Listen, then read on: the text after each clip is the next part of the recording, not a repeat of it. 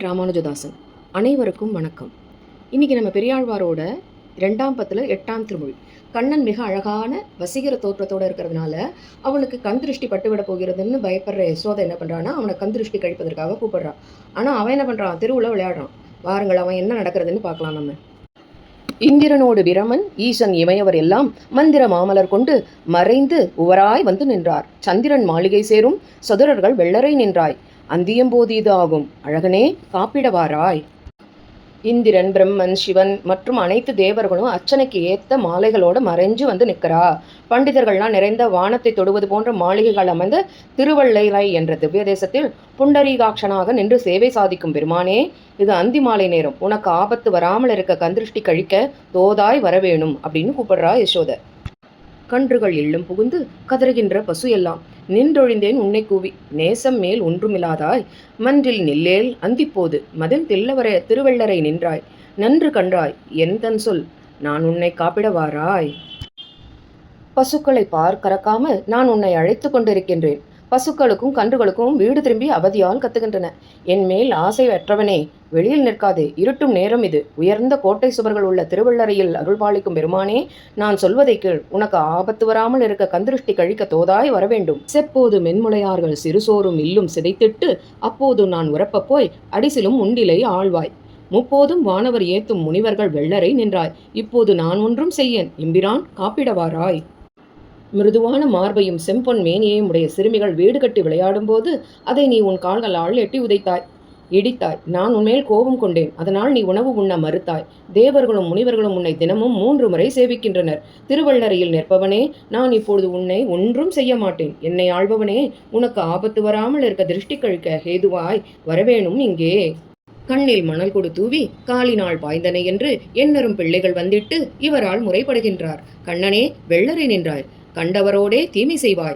வண்ணமே வேலை எது ஒப்பாய், வள்ளலே காப்பிடவாராய். உன்னோடு விளையாடும் பிள்ளைகளின் கண்களில் மண்ணை தூவியும் அவர்கள் ஏன் இப்படி செய்கிறாய் என்று கேட்டால் அவர்களை காலால் உதைத்தும் தீமை செய்கிறாய். எல்லோரும் உன்னை பற்றி பலவிதமாக என்னிடம் குறை கூறுகின்றனர். கடல் நிற வண்ணனே, திருவள்ளரையில் அருள்பவனே, உனக்கு ஆபத்து வராமல் இருக்க திருஷ்டி கழிக்க ஹேதுவாய் வரவேணும் கண்ணா. பல்லாயிரவர் இவ்வூரில் பிள்ளைகள் தீமைகள் செய்வார். எல்லாம் உண்மையிலன்றி போகாது எம்பிரான், நீ இங்கே வாராய். நல்லார்கள் வெள்ளரை நின்றாய். ஞானச்சுடரே, உன் மேனி சொல்லார வாழ்த்தி நின்று ஏத்தி சொப்பட காப்பிடவாராய். பல்லாயிரம் பிள்ளைகள் உள்ள இவ்வூரில் துஷ்டனாக குறும்புகள் செய்யும் பிள்ளைகள் நிறைய இருக்கின்றனர். அப்படி இருக்க உன்மேல் மட்டும் எல்லா பழியும் சொல்வது சரியல்ல. என் தனைவனே, இங்கு வா. நல்லவர்கள் வாழும் திருவள்ளரையில் நின்று அருள்பவனே, உன் மேனி அழகை சொற்களால் வாழ்த்த இயலாமல் வாழ்த்துகின்றேன். உனக்கு ஆபத்து வராமல் இருக்க கந்திருஷ்டி கழிக்க தோதாய் வரவேண்டும். கஞ்சன் கருக்கொண்டு நின்மேல் கருநிற செம்மயிர் பேயை வஞ்சிப்பதற்கு விடுத்தான் என்பது ஓர் வார்த்தையும் உண்டு. மஞ்சு தவள் மணிமாட மதில் திருவள்ளரை நின்றாய். அஞ்சுவன் நீ அங்கு நிற்க அழகனே காப்பிடவாராய். கம்சன் உன்னிடம் கோபமாங் கொண்டு உன்னை கொள்ள திட்டமிட்டு சிவப்பு சொடையுடன் கருப்பு நிறத்துடனும் இருக்கும் அரக்கி பூதனையை ஏவி இருப்பதாய் பேசுகின்றனர். எனக்கு பயமாக இருக்கிறது. நீ அங்கு நிற்காதே. மேகங்களை தொடும் மதில் மாளிகைகள் நிறைந்த திருவள்ளரையில் அருள் புரியும் பெருமானே, அழகானவனே, உனக்கு ஆபத்து வராமல் இருக்க திருஷ்டி கழிக்க தோதாய் வரவேணும்.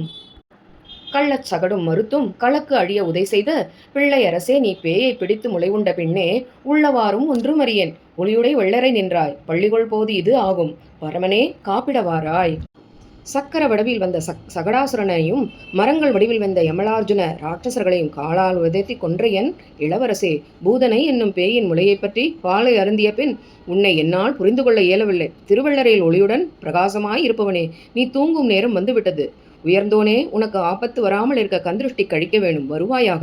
இன்பம் அதனை உயர்த்தாய், இமையவர்க்கு என்றும் அறியாய். கும்பக்களிர அட்டக்கோவே, கொடுங்கஞ்சன் நெஞ்சினீர் கூற்றே, செம்பொன் மதில் வெள்ளரையாய், செல்வத்தினால் வளர்பிள்ளாய்.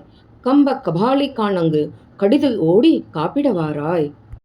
உயர்ந்த இன்பத்தை எமக்களிப்பவனே, தேவர்களுக்கும் என்றும் இனிமையானவனே, அன்று மதம் கொண்ட யானையின் கொம்பை உடைத்து கொன்றவனே, கொடிய நெஞ்சம் படைத்த கம்சனுக்கு மரணமயம் உண்டு செய்தவனே, பொன்னிற மதில் மாடங்கள் நிறைந்த திருவள்ளரையில் நிற்பவனே, கையில் கபாலத்துடன் அங்கே யாரோ ஒருவன் வருகிறான் பார், ஓடி வந்து விடு. உனக்கு ஆபத்து வராமல் இருக்க கந்திருஷ்டி கழிக்க வேணும், வரவேண்டும்.